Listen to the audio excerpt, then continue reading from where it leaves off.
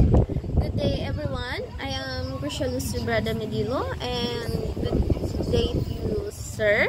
So this is my video and in summary for this video that I'm watching Arabic. Alright, let's start. Mga tadribat or pagsasanay. So ito lang po ang una na kailangan po nating malaman inshallah subhanahu wa ta'ala.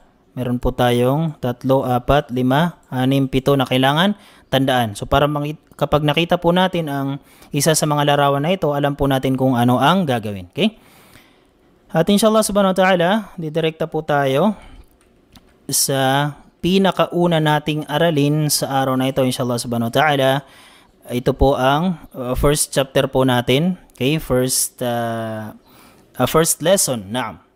First lesson po natin or pinakaunang aralin, ito po ang at-tahiyyatu wat-ta'arufu.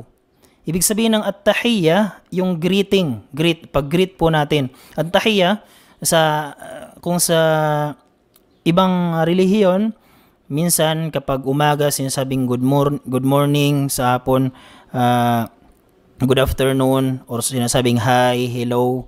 Yun po ang kanilang mga greetings. Pero pagdating sa reliyong Islam, ang greetings po natin ay Assalamu alaikum. Mas mainam na kumpletuhin Assalamu alaikum wa rahmatullahi wa barakatuh para makuha natin ang malaking gantimpala inshallah subhanahu wa ta'ala. So ibig sabihin, ang unang aralin natin ay at-tahiyyatu, paano magsabi ng salam, wat ta'aruf. Ibig sabihin ng ta'aruf at yung pakikipagkilala. Okay, pakikipagkilala, nandito na yung conversation inshallah subhanahu wa ta'ala. So ang aklat na ito ay mag-umpisa po siya sa conversation. Okay, so kadalasan tinuturuan po tayo dito ng kung ano ang kinakailangan na ugali ng Muslim or Muslima at ano ang ating sasabihin kapag mayroon tayong nakasalamuha na meet na bagong kakilala or kapamilya man natin or kapatid or hindi natin kilala or kaibigan natin na nasa relihiyong Islam. So una, al-ard, ito po yung una nating ibig sabihin al-ard, ito po binigay po sa atin ang una nating conversation. Al-hiwarul awwal, first conversation. Al-hiwarul awwal, first conversation. Unang pag-uusap, unang pakikipagpalitan ng salita. So, natatandaan niyo po kanina yung natin, pinaliwanag natin ng mga larawan. Ang una, itong nalagay po dito na mata, ibig sabihin ay unzur. Tingnan po muna natin ng mabuti ang larawan na nakalagay po dito. Okay, tingnan muna natin kung ano po ang nakalagay dito na larawan. Yan po ibig sabihin ng unzur. Pangalawa, wastami'. At makinig po tayong mabuti. Ibig sabihin na makinig ng mabuti, nakikinig tayo ng wala tayong ibang ginagawa, wala tayong fino-focusan na ibang bagay. Nakikinig tayo ng nakafocus sa kung ano ang sinasabi ng nagtuturo. Yan po ang ibig sabihin ng wastami'. Pangatlo, wa'a'id. Okay, itong pangalawa may tinga wastami'. At pangatlo, wa'a'id. Ibig sabihin ay ulitin lamang kung ano yung tinuturo. Okay? Mayroon po tayong 3 instruction dito. Unzur, tingnan muna. Pangalawa, wastami', makinig ng mabuti. Pangatlo, wa'a'id. Wa'a'id. Ibig sabihin ng at ang a'id ay ulitin. Wa'a'id at ulitin lamang ang ano ang sinasabi, binibigkas, tinuturo ng al-muallim. So ngayon sa al-hiwarul awwal, sa first conversation, mayroon po tayong 2 lalaki dito. Meron tayong syakhsan, 2 lalaki. Ang una ay si Khalid, pangalawa ay si Khalil. Una ay si Khalid, pangalawa ay si Khalil. So kapag nagkasalubong ang dalawa sa 2 Muslim, ang unang sasabihin na depende na po kung sino ang mauna sa kanilang dalawa. Depende na kung sino yung unang magsalam. Una ay mag-igigreet niya po yung second person. Dito ang nauna ay si Khalid. So sinabi niya kay Khalil, Assalamu alaikum. Ibig sabihin ng Assalamu alaikum, iyo ang kapayapaan. Okay, sumaiyo ang kapayapaan. Kung sa English, peace be with you. Naam. Sumaiyo ang kapayapaan. Pero mas mainam, kagaya po ng binanggit natin kanina, mas mainam kapag tayo ay nagbibigay ng salam, kumplituhin po natin. Pinakamas mainam ay kumplituhin natin. So, mas mainam na sabihin natin, Assalamu alaikum wa rahmatullahi wa barakatuh. Assalamu alaikum wa rahmatullahi wa barakatuh. At sumagot po dito si Khalil, yung second person. Ano ang kanyang sinagot? Wa alaikumussalam, at sumaiyo din ang kapayapaan. At mas mainam din na ang isagot natin ay kumpleto din. Wa alaikumussalamu wa rahmatullahi wa barakatuh. After po nun, ay nagpakilala po kaagad si Khalid. So depende po sa atin kung diretso po tayong magpapakilala or tatanungin muna natin ang pangalan ng second person. Okay? Kung tatanungin natin muna ang pangalan ng second person, ay pwede po natin muna siyang tanungin. Kung lalaki ang tatanungin natin, ang pagbigkas ay mas muka. Ibig sabihin, ano ang pangalan mo? Kung tatanungin natin ang isang lalaki lamang nakaharap natin. Kung tatanungin natin kung ano ang kanyang pangalan, sasabihin natin, mas muka. Ano ang iyong pangalan? So dito sa mas muka, marami pong nagkakamali dito. Sinasabi po ng iba na maismuka. Saan ba ang tama? Maismuka or mas muka? Naam. Una, ma, tapos ismuka. Okay, so pasensya na po pagkat hindi po ako makakasulat ng kapag straight. Mouse po yung gamit ko, nahihirapan po ako na. So kung halimbawa mas muka, tatanungin natin ng isang lalaki ano ang iyong pangalan. Ang iba sinasabi nila na maismuka. Dito nilalagyan po nila ng kasra, hamza at kasra. Sinasabi nilang maismuka, at maismuka po ay mali. Okay, mali po sapagkat ang unang letra sa salita na isim, ang kanyang unang letra ay hindi po hamzatul qat'i. Kapag meron pong hamza, meron pong ganyan, makalagay man siya sa itaas or sa ibaba, ang tawag po ng letrang iyan ay hamzatul qat'i. Hamzatul qat'i. Ibig sabihin kapag hamzatul qat'i ay hihinto po tayo sa kanya. Pero kapag wala, kagaya po dito sa isim, ang tawag po dito ay hamzatul wasli. Bakit po siya tinawag na hamzatul wasli? Sapagkat diretso lang po ang pagbigkas sa kanya. Wasl. Diretso lang po. Hamzatul wasli. Diretso lang ang pagbigkas sa kanya. So ang tamang pagbigkas po dito at ang tamang spelling din po ng isim or pangalan sa wikang Arabic, pag sinabi nating ismun, ito po yung name or pangalan. Yan po ang kanyang tamang spelling. Ganito po ang tamang imla. Nagumpisa po sa hamzatul wasli na may kasra, sin na may sukun at mim na may dhammatan. Okay, mali po kapag lalagyan po natin ng gagawin po natin hamzatul qat'i. Okay? Simpleng bagay lang po kung titingnan natin sapagkat sasabihin natin pareho lang naman ang pagbigkas sa kanya. Okay? Pero magkaiba po ang pagbigkas at sobrang mali po siya sa wikang Arabic. Kagaya po halimbawa sa wikang Ingles. 'Di ba kung sasabihin natin yung English ng tubig, water, halimbawa, water, ganito po ang kanyang spelling, 'di ba? Sa wikang Ingles, water. Ngayon, halimbawa, may magsusulat ng ganito. Halimbawa, sasabihin niya, ito ang tamang spelling, water, kasi same lang naman yung pag-pronounce, water, tapos dito water din, di ba? Kung ating pakinggan, ang dalawang ito ay pareho lang talaga kung paano sila bigkasin. Pero kapag isusulat natin ay napakamali po tingnan ng pangalawa. Okay? Mali po siya at minsan tatawanan ka po sapagkat wrong spelling ang ginawa mo. So ganito din po sa Arabic. Simple detail lang po. Dito hamzatul qat'i, mali po siya. So dito kailangan hamzatul wasli. Simple lamang ko titingnan natin pero malaki po yung epekto.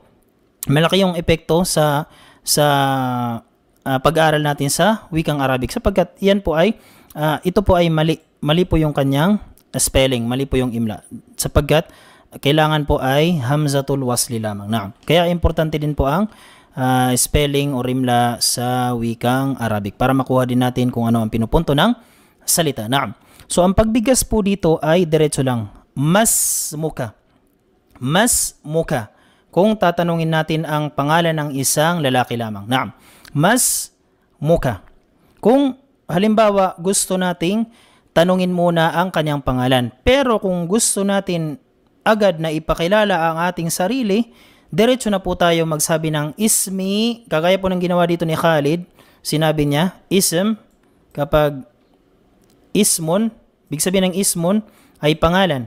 Pero pag sasabihin mo na pangalan ko, ang pangalan ko, okay, alisin po natin ang dhammatan, palitan natin ng kasra, lagyan po natin ng ya na may sukun. Ang tawag po sa ya na yan ay yaul mutakallim. Ya para sa first person. So kapag sinabi nating ismi, kagaya ng sinabi dito ni Khalid, ang pangalan ko, ismi Khalid, ang pangalan ko ay si Khalid. At tinanong niya si Khalil, mas muka, anong pangalan mo? Anong sinagot ni Khalil? Ismi Khalilun. Ismi Khalil. Ang pangalan ko ay si Khalil. Ngayon, nagtanong na naman si Khalid, ang ating first person, sabi niya, Kaifa haluka? Kaifa haluka? Ang kaifa ay ginagamit po natin kapag nagtatanong po tayo ng kondisyon, kalagayan, or sitwasyon. Kaifa yas'alu 'anil hal. Ginagamit po natin yan para sa pagtanong ng sitwasyon, kondisyon, or kalagayan. Kalagayan ng bagay or maging tao. So kapag tayo ay magtatanong sa second person na isang lalaki, sasabihin natin na kumusta ang iyong sitwasyon, kumusta ang iyong kalagayan, or kumusta ka. Ang sasabihin po natin sa wikang Arabic ay kaifa haluka. At tandaan natin, ang kaf ay palagi po siyang fatha kapag lalaki. Kagaya po dito, mas muka. Ano ang pangalan mo? Ikaw na isang lalaki. So dito, nagtanong, kumusta na ang iyong sitwasyon? Kaifa haluka? Okay, kumusta ang iyong sitwasyon? Ikaw na isang lalaki. So sumagot po si Khalil, sabi niya, bikhairin. Sabi niya, mabuti naman. Walhamdulillah. At nagbigay pugay siya sa Allah subhanahu wa ta'ala. Kanyang sinabi na, alhamdulillah. At tinanong ni Khalil si Khalid, wa kayfa haluka? Anta. At kumusta ka naman? Ang anta, ibig sabihin ay ikaw. So pwede po nating lagyan ng anta kapag nagtatanong tayo ng kayfa haluka anta, para siguraduhin na siya talaga yung tinatanong. Yung anta po dito ay ta'kid. Pag sigurado po natin sa nauna sa kanyang salita. Kayfa haluka anta. Sinigurado po na tinanong talaga niya si Khalid. At ikaw, ya Khalid, kumusta ka naman? At ang sinagot ni Khalid, sinagot niya, bi khairin, at mabuti rin, walhamdulillah. At nagbigay pugay din siya sa Allah subhanahu wa ta'ala. Sinabi niyang, alhamdulillah. Kaya at natapos po natin ang unang conversation between two persons, dalawang lalaki. Ngayon, dito po tayo sa, yung kanina po ay al-hiwarul awwal hamza. First conversation sa letrang hamza. Ngayon dito po tayo sa first conversation sa letrang ba. Okay, kanina ay dalawang lalaki, ngayon ay conversation na naman ng dalawang babae. So paano na naman kung dalawang babae ang magkakasalubong? Kung dalawang babae ang magkikita, dalawang babae ang mag-uusap. Ano ang kailangan nating baguhin? Ano ang kailangan baguhin kung ang second person or yung kausap natin ay isang babae? Ang instruction din natin ay ganon. Unzur. At pangalawa, istami' wa a'id. Tingnan mo ng mabuti. Tapos, istami', makinig ng mabuti, wa a'id. At ulitin lamang. So kanina, doon sa itaas sa dalawang conversation para sa dalawang lalaki, after po ng class natin, pwede nyo po yung i-practice. Pwede po kayo maghanap ng inyong kaklase or kakilala kasama sa bahay at i-practice nyo po yun, yung conversation kanina. Yung nagbigay ng salam at tinanong ang pangalan at tinanong ang kalagayan. So dito po tayo ngayon sa conversation sa pagitan ng dalawang babae. Ang unang babae, first person ay si Khawla at second person po ay si Khadija. Si Khawla ay siya yung unang bumati kay Khadija, sabi niya assalamu alaikum, at mas mainam din na assalamu alaikum warahmatullahi ta'ala wa barakatuh. Okay? At sinabi ni Khadija, siya po ay sumagot ng wa alaikumussalam, at the best kung kukumpletuhin natin, the best na pag-reply, pagsagot sa salam, wa alaikumussalamu wa rahmatullahi wa barakatuh. Pagkatapos po nun ay nagpakilala agad si Khawla. Okay, siya yung unang nagpakilala kay Khadija. Sabi ni Khawla, ismi Khawlatu. Ismi Khawlatu. Masmuki? Naam. So ngayon dito nalaman po natin ang kaibahan. Kapag babae po, isang babae ang tatanungin natin kung ano ang kanyang pangalan, yung fatha kanina na sa itaas, papalitan po natin ng kasra. Kung babae po ang tatanungin natin, kung isang babae lamang, masmuki, ano ang iyong pangalan? Ikaw na isang babae. Sumagot po si Khadija, sabi niya, ismi Khadijatu. Ismi Khadijatu. Ang pangalan ko ay si Khadija. At nagtanong si Khawla, kayfa haluki? Kayfa haluki? Okay? Naging kasra din po ang kaf dito.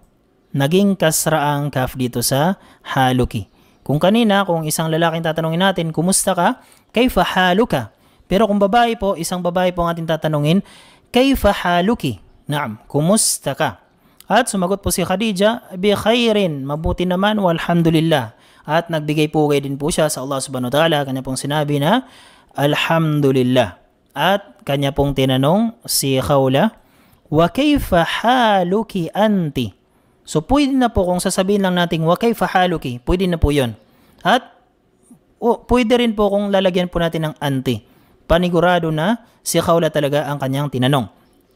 Wa kayfa haluki anti? At ikaw, kumusta ka naman?